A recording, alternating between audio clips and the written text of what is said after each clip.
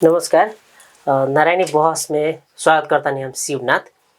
नारायणी बहस में आज हमने जेनजी आंदोलन के बाद के अवस्था में युवा लोग के विश्वास का बा, युवा लोग के चाहना का बा, कैसे परिवर्तन संभव बा कि ना बा, ये सेरेफेर में रह के आज हमने के बातचीत करें सन। और बातचीत करे के खातिर हमने के संगे बानी विशेष शाह, वहाँ के एगो अभियानकर्ता भी बानी जौन की 100 ग्रुप रहे, ओकरा में कोविड के समय में काम कैनी। अभी परिवर्तन फाउंडेशन बाद में बनाइनी, ओकर संस्थापक एमएससी केमिस्ट्री कैले बानी बनारस हिंदू विश्वविद्यालय से। अभी जेनजी के आंदोलन में भी वहाँ समझ सक्रिय रहनी। वहाँ समझ के आंदोलन के बाद का बा अपेक्षा अथवा समाज में कुछ परिवर्तन लौकता कि ना लौकता, ये विषय में हम वहाँ से आज नारायणी बहस में बातचीत करें सन। स्वागत बा कार्यक्रम नारायणी बहस में। बहुत बहुत धन्यवाद। अब जैसे अब कुछ बैकग्राउंड तो हम कह भी देनी है। अभिन के अवस्था अथवा ठाके अभिन अपने लगन के नया पुस्ता का कर रहल बानी लगन, अपने लगन के दिनचर्या व्यस्त कथी में बानी? अभी हमने फिलहाल समाज में कोनो भी विकृति देखता नहीं सन जी, ऊपर हमने आवाज उठावे के पहल करके एकरा के कैसे वास्तविक रूप से हमने के ठीक कर सकल जाओ, वो विषय में हमने अभी काम कर रहल बानी सन। जैसे विगत के दूगो हम घटना बताया तनी। नारायणी हॉस्पिटल में कुछ इक्विपमेंट्स के लेके पैसा के कुछ चल खेल में रहे, तो ओकरा के लेके हमने ज्ञापन पत्र बुझैनी सन। ऊपर तो हमें बात भी कहनी सन कि एकरा के वास्तविक का बाटे छानबीन करल जाओ। और 2 दिन पहले ही हमनी के जौन सीमा सुरक्षा के लेके जौन अभी दिक्कत चल रहा बाटे नेपाल बॉर्डर के एरिया में, वो केनो आदमी चला होता पता ना कहाँ से होता, कैसन दिक्कत। अब जैसे कि सीमा सुरक्षा में अननोन आदमी दूसर कंट्री से आवता लोग है ना, तो वो लोग लगे पासपोर्ट भी नहीं है ना, तो उस सब चीज के लेके प्लस में अब इलेक्शन के भी समय बाटे, तो सीमा सुरक्षा सबसे बड़का एगो चैलेंज बाटे जेमे हमनी के कड़ाई करे के चाहिए। तो ई संदर्भ में भी हमनी जाके सीडी ऑफिस में ज्ञापन पत्र बुझेंगे सन, दबाव देता सन। और बाकी जितना भी समस्या हमनी लगे पुगत हटे ऊपर हमनी पहल करता सन, यही में आजकल व्यस्त बानी सन। परिवर्तन एगो भइल बाटे, बहुत चीज उथल पुथल भइल बा। पार्टी एक अर्का में मिलता लोग, एगो छाप से लड़े के बातचीत करता लोग, पुराना पार्टी नया भी जौन एक किसिम के आंदोलन भइल परिवर्तन के खातिर, कुछ लोग शहादत भी प्राप्त भइल। वो किसिम के ठाके पर्सा जिला में परिवर्तन संभव लौकता कि ना, अथवा पर्सा जिला में हमने के ठाव में वैसन माहौल बनता कि ना? देखिए जहाँ तक लेके बात बाटे कि माहौल के, तो जरूरी पड़ल तो अपने देखबे कहीं लोग जेनजी प्रोटेस्ट के दौरान सारा युवा लोग एक भई रहे। और हमरा पूरा विश्वास बाटे कि परिस्थिति अनुकूल अगर फिर हमनी के यूनाइट होके के पड़ी तो हम यूनाइट हो गए सन। काहे यूनाइट हमनी के होके के पड़ी कि विगत के जितना भी गतिविधि रहे हमनी के आज फ्रस्ट्रेट होके ही प्रोटेस्ट हो कैले रहनी सन। भ्रष्टाचारी के विरोध हो गई, तो हाँ जौन रिच किड सब जे रहे लोग, तो वो लोग के जौन भी एक्सपोजर करता लोग अपने आप के ना कि ये सब चीज दिखावत रहे लोग सोशल मीडिया में, प्लस में और भी जितना भी गतिविधि बाटे वो सब चीज के लेके युवा हमनी सब वाच कर रहल बानी सन। और हमनी एगो अभियान भी चला दिले बानी सन। हम यहाँ से संपूर्ण लोग के बतावे के भी चाहेम कि हमनी के पर्सा के सब युवा लोग के एकजुट कैसे हो सकता, हमनी के भावना कैसे मिल सकता, हमनी के विचार कैसे मिल सकता, उ चीज पर हमनी काम करके हमनी कमिटी सब भी बनावता नहीं सन। तो ओसे हमनी के एकजुट होखता नहीं सन। और जहाँ तक ले बात बाटे कि चुनावी माहौल, तो चुनावी माहौल में हमनी के दूगो चीज परिवर्तन करे के बा, नीति और नेतृत्व। काहे कि पहले के जितना भी नीति बाटे उ सब नीति के अधीन में रह के जितना भी गतिविधि भइल बाटे उससे देश के कोनो विकास नहीं के भइल। हाँ, उ खाली एगो बिना कोनो विजन के जैसे भी मन कैलक वैसे चला लेनी कहे के खाली एगो लोकतांत्रिक बाटे। एमे ना अच्छा न्याय व्यवस्था बाटे, ना एमे कोनो अच्छा पहल के काम होता, ना कोनो विजनरी काम होता है। जेकरा मन करता है जौना हिसाब से पार्टी के अधीन में रह के काम करता है। तो उ हमनी के एगो नीति भी चेंज करे के बा, प्लस में नेतृत्व। ई पाली हमनी के पर्सा जिला लगायत में नया नेतृत्व के हमनी के एकदम जोर तोड़ से लागल बानी सन कि नया नेतृत्व आओ। काहे कि जौन भी यहाँ के पुरानका लोग बाटे, हाँ उ लोग केहू ना केहू के गाइडेंस से काम करता है। अब यहाँ के परिस्थिति अनुकूल जौन समस्या बाटे, तो ई समस्या के ऊपर काम करे के पड़ी तो यहाँ के समस्या समाधान है। अगर यहाँ के समस्या हमनी काठमांडू के लोग के तो नहीं के पता नू कि यहाँ खेती में का समस्या होखेला, यहाँ पानी के का समस्या बाटे, यहाँ खाद के का समस्या बाटे, लेकिन जौन भी यहाँ पॉलिटिशियन करता लोग बाटे उ लोग के निर्देशन में चल बाटे। तो वो लोग के निर्देशन में चलल जाई तो हमनी के समस्या समाधान होखे वाला नहीं के, काहे कि हमनी के परिस्थिति के पता बानू कि का समस्या होखेला। तो ई पाली हमनी के नीति आ नेतृत्व ई दोनों परिवर्तन करे के संदर्भ में हमनी लागल बानी सन। जैसे आंदोलन भइल, परिवर्तन भइला भी कुछ समय हो गई, उससे हमरा पूछेगा पड़ता ये परिवर्तन भइल 23 से 24 गते के जौन आंदोलन रहे ये भ्रष्टाचार के सुशासन के विरुद्ध में रहे। यो जौन नेता के आसपास के लोग धनिक बनता, खास करके वो लोग के लड़का लड़की के जौन जीवन शैली रहे ई चीज के कह के आंदोलन भइल, परिवर्तन भी भइल, बहुत कुछ परिवर्तन भी भइल बा। ये बीच में का लागत अभी के जौन गतिविधि बा, पुरानका दल भी सक्रिय बा, लोग नया दल भी बहुत दल खुल गए, लोग के चाहना से ज्यादा, अपेक्षा से ज्यादा खुल गए। जेनजी लोग भी कौन सकली कौन नकली कह के बाजार में चर्चा हो रहा बा। ये अपने से बात रख देनी हम संदर्भ में, काहे कि हमने के बरमजिया के पेड़ा खाने भी बात चल रहा बा चर्चा में। तो एकरा के अपने लोग इन के लेता नहीं अथवा कितना के अपने, लेकिन फिर अपने लोग में फ्रस्ट्रेशन तो नहीं आवत ये देख के। देखिए जैसे अभी अपने जो प्रश्न कैली हुए संदर्भ में हम 3-4 गो चीज जोड़े के चाहें। फर्स्ट बात कथी बाटे कि जौन अभी गतिविधि जौन बीतल 23-24 के बीच में बहुत बड़का सत्ता परिवर्तन की अपेक्षा ना रहे, लेकिन फिर भी सत्ता परिवर्तन भइल, काहे कि उस समय के डिमांड रहे, हाँ युवा सबके डिमांड रहे, वास्तव में उस सत्ता परिवर्तन के एकदम आवश्यक रहे। दूसरा चीज कथी हो गई कि यहाँ जौन गतिविधि बाटे चुनाव के लेके तो ये डाइवर्ट करे वाला काम होता का, जेनजी पुस्ता के लेके नेगेटिविटी दिखावता लोग कि जेनजी पुस्ता गलत काम करता, लेकिन जेनजी पुस्ता गलत काम से कोनो सरोकार ओकरा नहीं है। जेनजी पुस्ता केहू के तोड़फोड़ करे ना गई रहे, जेनजी पुस्ता केनो आगजनी करे ना गई रहे।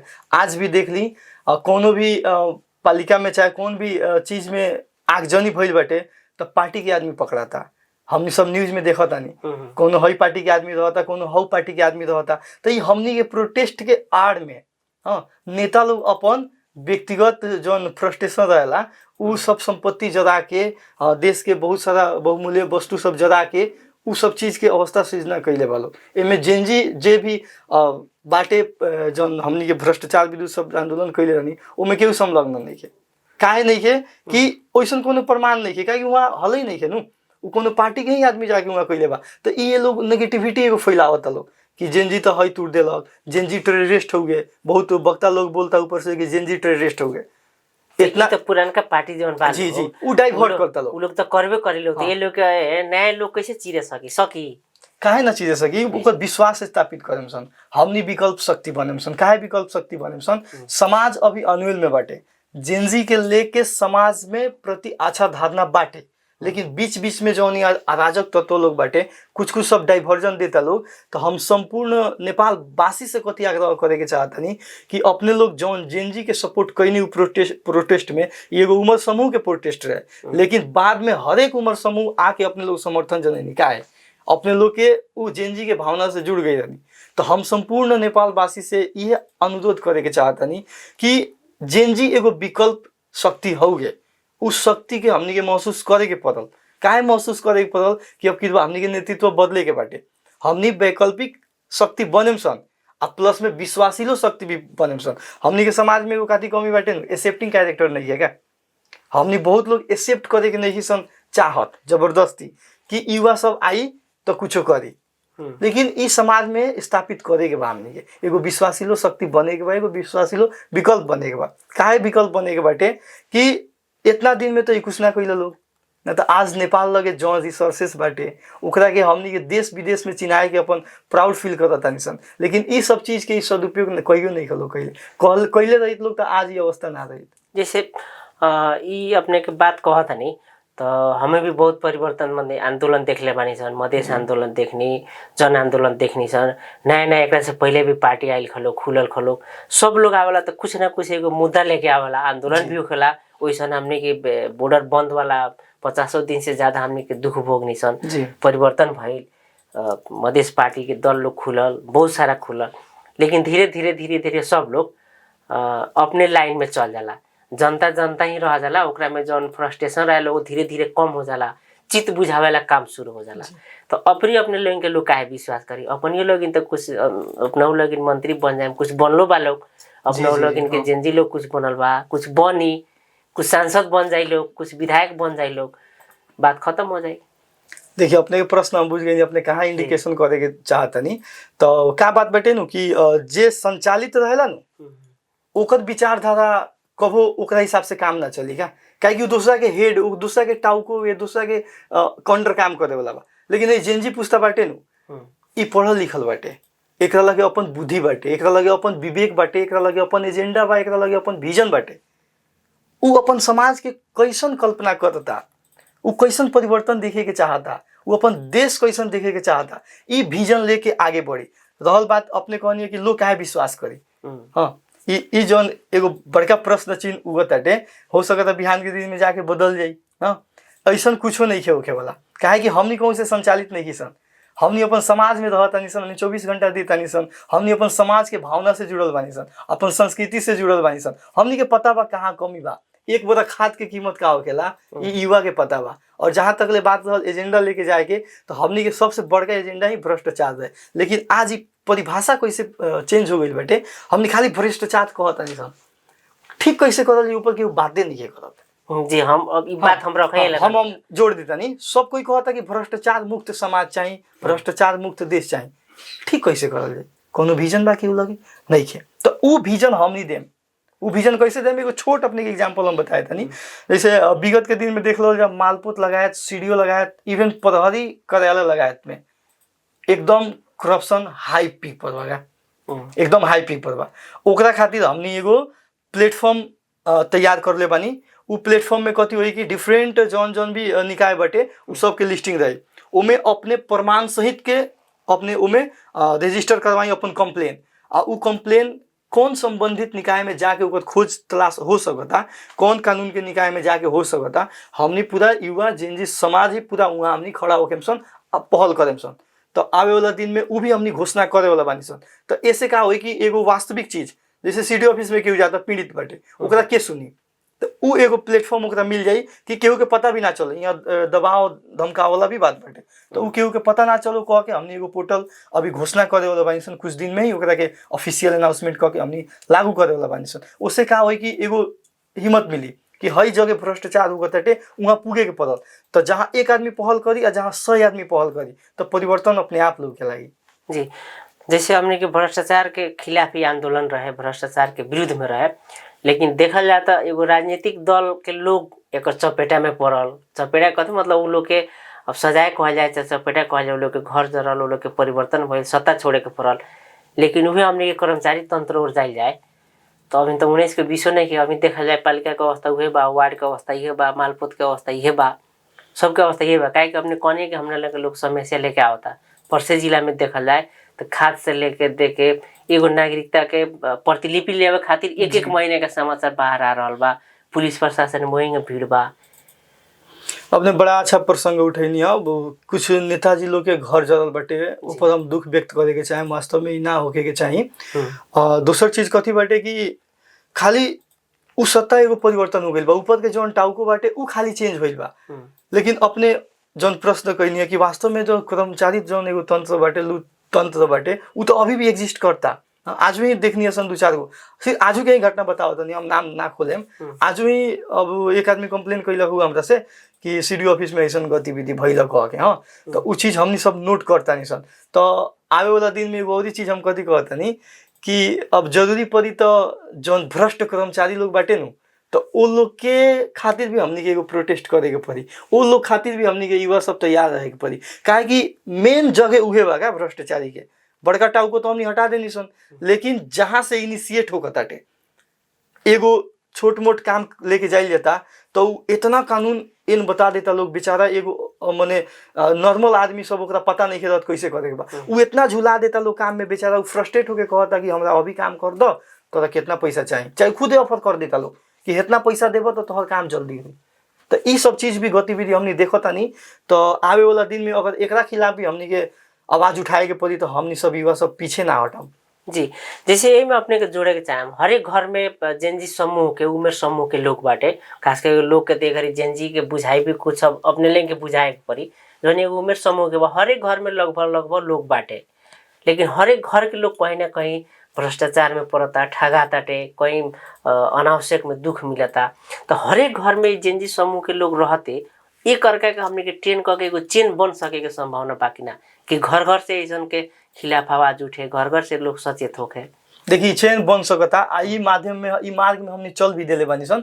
समस्या कहाँ बा, एक दूगो समस्या हम अपने के खुले के चाहे, जैसे खुला सीमा हमनी के बाटे। तो यहाँ से काथी होगा ताटे कि लागू औसत के बहुत ज्यादा यहाँ माने आवत बाटे। तो हाँ, तो ई लोग क्या करता है कि उ व्यवस्था में ज्यादा युवा लोग लाग जाता का। तो देश प्रति के जौन समय देवे के चाहिए, वास्तव में समाज प्रति के जौन समय देवे के चाहिए, वो में उस समय नहीं लोग दे सकते। ऐसे क्या होता है, वो लोग डाइवर्जन ज्यादा हो जाता, लागू औसत में लाग जाता लोग। कुछ युवा लोग यहाँ बाटे जे जकड़ा गइल बा, एगो भूत ना पकड़ ले वाला कि चारू ओर से भूत पकड़ ले वाला, ओंगे जकड़ा गइल बा लोग। कुछ दल के लोग से उ जकड़ा गइल बा लोग। वो लोग के पता ना कैसन स्वार्थ बाटे, व्यक्तिगत स्वार्थ बाटे, हाँ, कि वो लोग वो के जीवन उससे चलता। लेकिन जहाँ देश के बात बाटे वहाँ वो लोग के ई चीज सुने के चाहिए, करे के चाहिए, युवा के साथ देवे के चाहिए। हम जे भी बाटे लोग, हमनी के पार्टी से कोनो दिक्कत नहीं है, कोनो पार्टी को कोनो ओकर आगे नेतृत्व के करता उसे समस्या बाटे। आज हम कहतनी खोल के कहतनी, जितना भी दल सब बाटे जेनजी पुस्ता के देव तो नेतृत्व देवे सकिलो कोनो कीमत पर ना दिलो। काहे ना दिलो? वो लोग के सत्ता चलावे के बाटे, राज करे के बाटे, सेवा नहीं है करे के। अगर वो लोग के सेवा के भावना बाटे तो एक बेर दे के दिखाओ लोग। हरेक दल के हरेक पार्टी के हम कहतनी जेनजी पुस्ता के एक बेर देव लोग ना, वो पीछा रहो लोग, गाइड करो लोग, लेकिन एक बेर पुस्ता के तो आवे देव लोग ना दिलो। काहे नहीं के लोग स्वार्थ लोग होता नु, वो लोग के सत्ता चले लोग, राज के लेवल लोग। हमरा तो बुझाता बेसी राणा शासन तो अभी हो रहा बाटे हरेक तरीका में। एगो और चीज अपने कहनी है कि ई एगो मार्ग पर हमने जाम सन कि ना, हमने प्लेटफॉर्म देता नहीं सन। हम आह्वान करते खुला, जितना युवा लोग के जुड़े के बाटे हमनी से जुड़ल जाओ, हमनी एगो विचार बनल जाओ, एगो भावना बनल जाओ। वो भावना के कैसे आगे बढ़ावे के बाटे ऊपर हमनी राय विचार करके चल जाई। हमनी केकरो अंडर में रहे वाला काम अब मत करल जाओ। अगर अभी भी इतना बड़का सत्ता परिवर्तन भइला के बाद भी अगर हमनी दूसरा के विचार पर चलल जाई तो हई प्रोटेस्ट करे वाला के मनोबल टूटी। ये मनोबल ऐसा टूटी कि फिर ओकरा बाद कबो हमनी अपन देश के अच्छा अवस्था सृजना ना करे सकम। सब लोग से हम अनुरोध करतनी कि युवा एगो प्लेटफॉर्म में हमनी आवल जाओ। जी, जैसे हरेक पार्टी अपन अपन कोई पार्टी संगठन कर रहा बा, कोई पार्टी एगो निर्वाचन से लड़े के तैयारी कर रहा बा, नया पार्टी भी खुलल बा। पहले भी कहनी अब निर्वाचन में लोग जाई, अब तो अंतिम विकल्प तो एगो जन सत्ता परिवर्तन से भी बढ़िया आदमी जाओ, सत्ता में जाओ, ओकरा के देश बढ़िया से चलाओ कह के चाहना जिंदगी भी बाटे। हर एक मतदाता के रहेला भी जी, अब होके ना होके लोग के इच्छा तो रहेला। तो क्या संभव बा?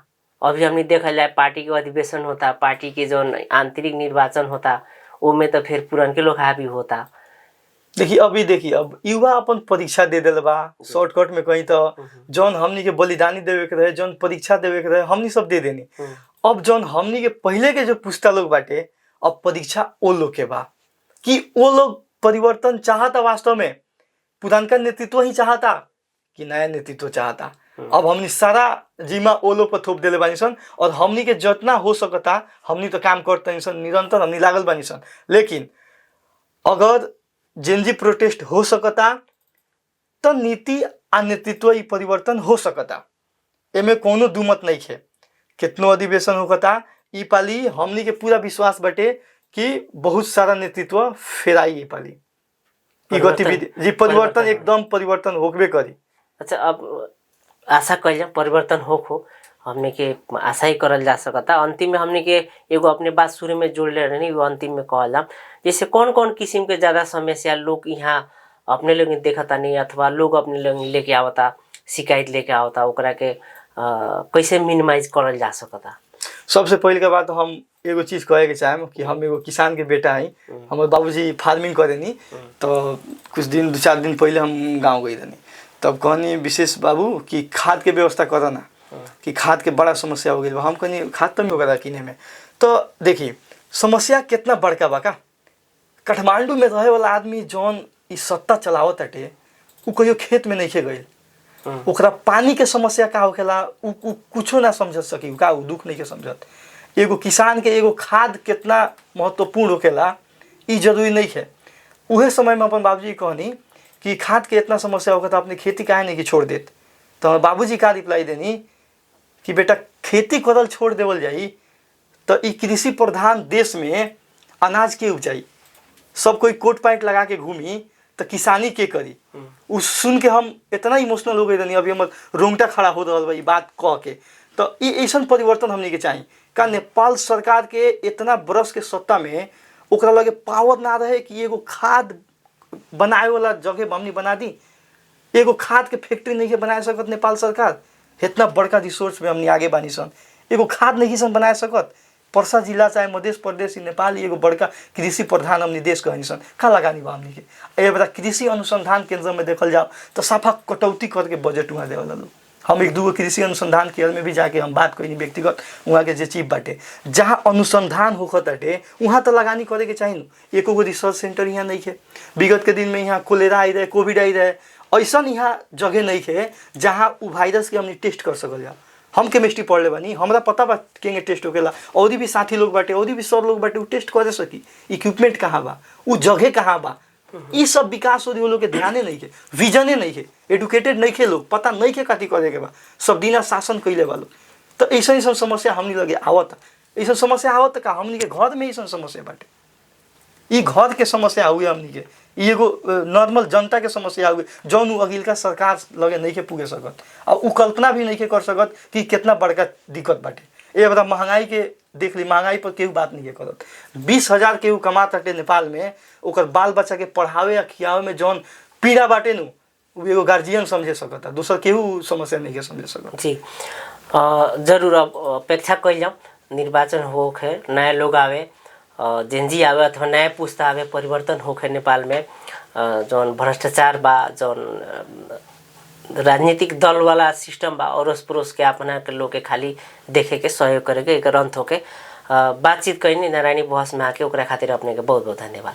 बहुत बहुत धन्यवाद। लास्ट में हम एगो सब कोई से आह्वान करे के चाहेम कि जितना भी युवा लोग बानी अपने लोग कोनो बंधक में ना बनाई, कोनो प्रेशर में ना आई, हमनी कदम में कदम मिला के आगे बढ़ल जाओ। ई पाली हमनी के जो नेतृत्व बाटे ओकरा के बदलल जाओ और विश्वास के साथ कहतनी हमनी के समाज में, हमनी के देश में बहुत बड़का परिवर्तन होई और एकरे अपेक्षा करतनी। बहुत बहुत धन्यवाद। नारायणी बहस से आज के विदा मांगे समय हो गइल बा। प्रणाम।